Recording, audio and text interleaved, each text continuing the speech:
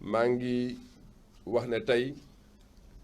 bu ñu joxee situation bu bés bi ba pare damay bàyyi sama collègue ministre Alioune Sarr ki xamante ne moom moo yor wàllu tourisme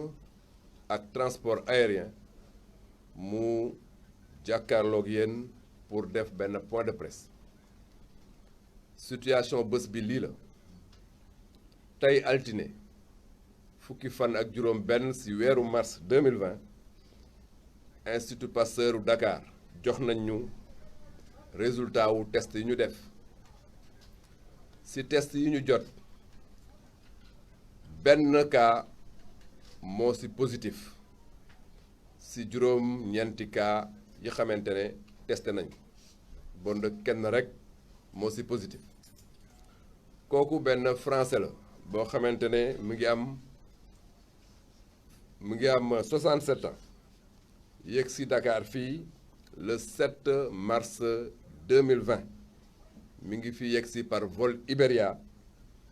bi ñu gisee nag ne mbir mi niru na ne dafa am jàngoro ji équipe technique yi dem nañ seet ko jël prélèvement ba pare yóbbu ko def isolement bi ñuy wax ne fi ñuy wax ak yéen ñaar fukki cas ak juróom-ñaar la ñu confirmé gul ci ñaar fukki cas ak juróom-ñaar yooyu am na ñaar ñoo xamante ne wér nañ ci ñi des ñu ngi leen di toppatoo bu baax fii ci Fann ak Touba ñuy ñaan suñu compatriotes yi ñu jàpp bu baax mesures yi xamante ne ministère de la santé dénk na leen ko. Aujourd'hui nous ferons la situation du jour et après cette situation je donnerai la parole à mon collègue M. Alioune Sarr, ministre du Tourisme et des Transports aériens, qui va donc faire un point de presse. La situation du jour. Ce lundi 16 mars 2020, l'Institut Pasteur de Dakar a communiqué au ministère de la Santé et de l'Action sociale les résultats des examens virologiques ci-dessous. Un prélèvement nous est revenu positif sur un nombre de 9 tests effectués. Il s'agit d'un ressortissant français âgé de 67 ans, arrivé à Dakar le 7 mars 2020 et venant de la France par vol Iberia. La cellule d'alerte a été saisie le 15 mars 2020 et les équipes ont procédé au prélèvement et au confinement du patient. À ce jour, 27 cas ont été déclarés positifs, dont 2 guéris. Le ministère de la Santé effectue la prise en charge des patients hospitalisés au niveau de l'hôpital Fann et au niveau de Touba. Nous recommandons à tous les Sénégalais de respecter scrupuleusement les mesures édictées par le ministère de la Santé et de l'Action sociale. kon mbokk yi gannaaw bi ñu leen nuyoo sant leen ci seen teewaay di gërëm bu baax mon collègue en charge de la santé monsieur Abdoulaye Diouf Sarr mi ñu dalal tey di wax ne tey altine 16 mars 2020 expert ya nekk ministère du tourisme et des transports aériens ak waa ministère de la santé et de l'action sociale daje nañu bi ñu dajee seen mission moo doon ñu natt naka la ñuy def ba jàppale waa ministère de la santé pour que feebar bi di coronavirus ñu wàññi ni muy lawee ci réew mi bi ñu waxtaanee ba pare am na ay tegtal yu experts yi joxe pour ñu aar sunu kaaraange waa Sénégal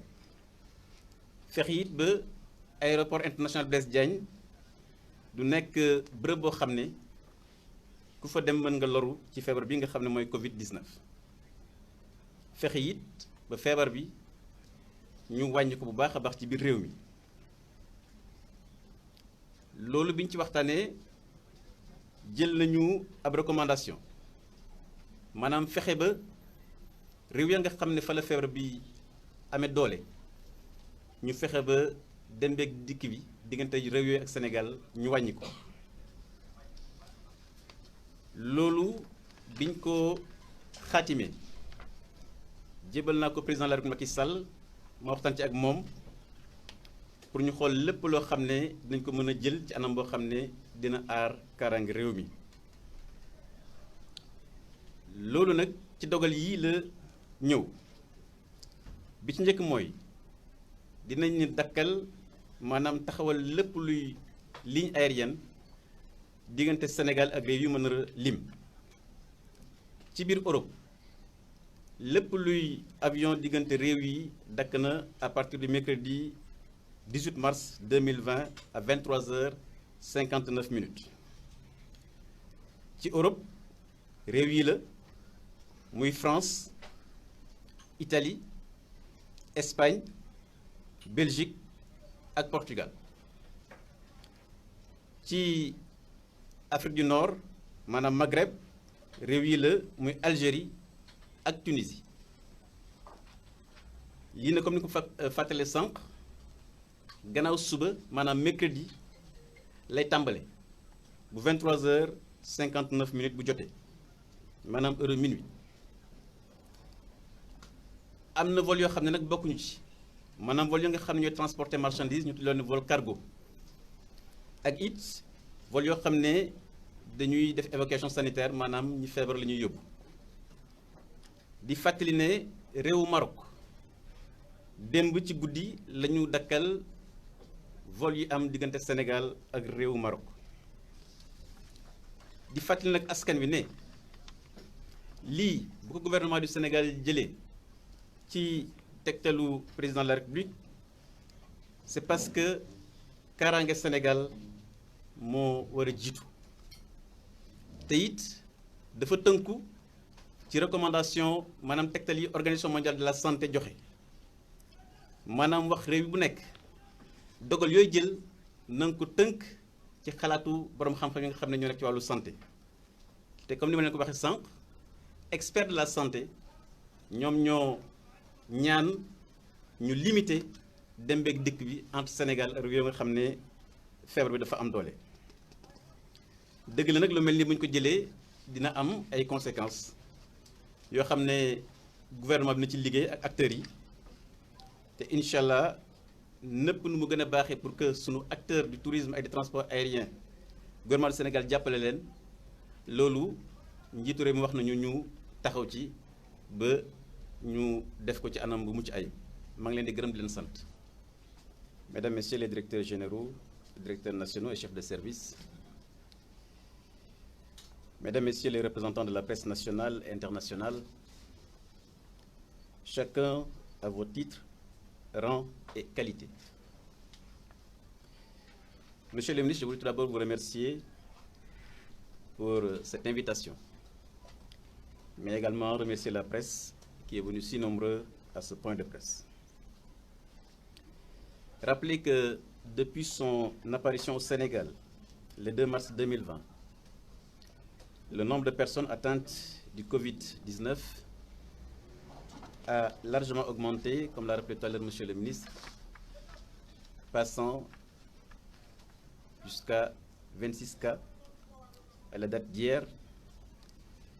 selon les sources officielles du ministère de la Santé et de l'Action sociale.